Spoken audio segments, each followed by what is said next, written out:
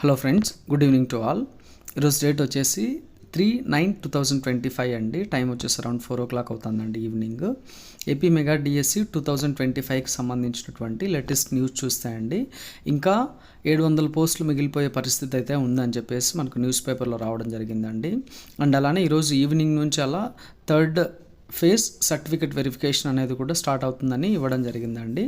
And అలానే కొత్తగా ఎవరైతే టీచర్లు డిఎస్సీలు ఉద్యోగం పొందారో వాళ్ళందరికీ కూడా దసరా సెలవుల్లో కొత్త టీచర్లకు శిక్షణ ఇస్తామని చెప్పేసి ఒక ఆర్టికల్ అయితే రావడం జరిగిందండి. అండ్ అలానే మనకు పోస్టింగ్స్ ఎప్పుడు ఉండొచ్చు అని చెప్పేసి చాలామందికి డౌట్ ఉందండి. నేనేమనుకుంటున్నానంటే సెప్టెంబర్ 15 నుంచి 20 మధ్యలో మనకు పోస్టింగ్స్ ఇవ్వచ్చేమో అని చెప్పేసి అనుకుంటా ఉన్నా అండి. మేబీ కొంచెం ముందే కూడా ఇవ్వచ్చండి ప్రభుత్వం అనుకుంటే. బట్ నేను ఎక్స్పెక్ట్ చేసేది ఏంటంటే అండి, సెప్టెంబర్ 15 నుంచి 20 లోపల మనకు పోస్టింగ్స్ ఇవ్వచ్చేమో అని చెప్పేసి అనుకుంటా ఉన్నా అండి. చూద్దామండి న్యూస్ ఈరోజు ఏమేమి వచ్చాయో. ఇది మనకు ఆంధ్రజ్యోతిలో వచ్చినటువంటి ఆర్టికల్ అండి. డిఎస్సిలో భర్తీ కానీ 700 పోస్టులు, దసరా సెలవుల్లో కొత్త టీచర్లకు శిక్షణ, నేడు రేపు 3వ విడత సర్టిఫికెట్ల పరిశీలన అని చెప్పేసి న్యూస్ రావడం జరిగిందండి. మెగా డిఎస్సిలో ప్రకటించిన 16,347 పోస్టుల్లో అభ్యర్థులు లేక సుమారు 700 పోస్టులు మిగిలే పరిస్థితి కనిపిస్తోంది.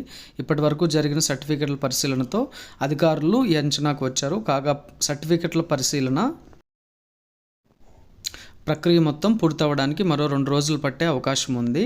రెండో విడతలో 627 మంది అభ్యర్థులకు కాల్ లెటర్లు పంపగా మంగళవారానికి వారిలో 480 మంది సర్టిఫికెట్ల పరిశీలన పూర్తయింది.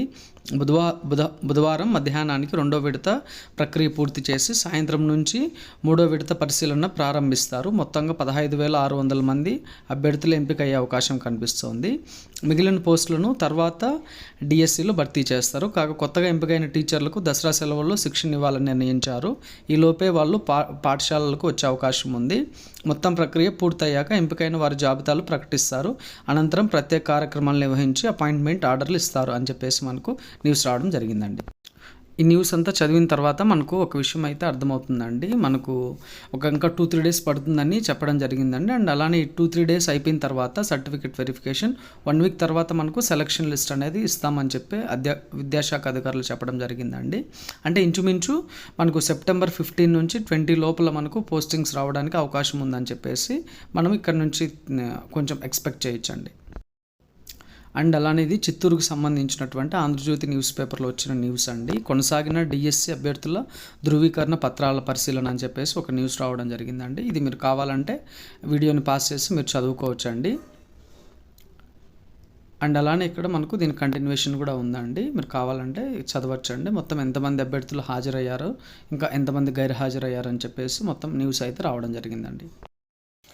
అండ్ అలానే ఇది ఇంకొక ఆర్టికల్ అండి. డిఎస్సి నకిలీలపై కలెక్టర్ సీరియస్ అని చెప్పేసి ఫిర్యాదులపై రీవెరిఫికేషన్కి ఆదేశాలు, సంబంధిత శాఖల అధికారులతో విద్యాశాఖ ఆరా అని చెప్పేసి మనకు ఒక న్యూస్ రావడం అయితే కూడా జరిగిందండి.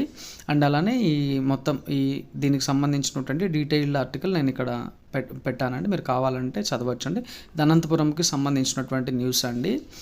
కొంతమంది కమెంట్ చేశారండి. ఒక 1 మెంబర్ అయితే కమెంట్ చేశారు, వెరిఫికేషన్ అయిపోయింది కదా, మ్యాక్సిమం జాబ్ వచ్చేస్తుంది కదా అన్నారండి. మ్యాక్సిమం అండి అందరికీ వెరిఫికేషన్ అయిపోయిన వాళ్ళందరికీ మ్యాక్సిమం మోర్ దెన్ 99% మనకు జాబ్ అనేది రావడానికి అవకాశం ఉంటుందండి. బట్ ఇక్కడ వెరిఫికేషన్లో ఎవరైతే మనకు అటెండ్ అయ్యారో ఏమన్నా ఫేక్ సర్టిఫికెట్స్ పెడితే వాళ్ళకు జాబ్స్ పోవడానికి కూడా అవకాశం ఉంటుందండి. సో ఇది కూడా మనము గ్రహించాలండి. మ్యాక్సిమం వెరిఫికేషన్కి అటెండ్ అయిన వాళ్ళందరికీ కూడా జాబ్ వస్తుందండి. ఎక్కడన్నా ఇలా ఫేక్ సర్టిఫికెట్స్ ఏమన్నా పెడితే జాబ్ అనేది మిస్ అవ్వడానికి ఛాన్సెస్ అనేది ఉంటాయండి.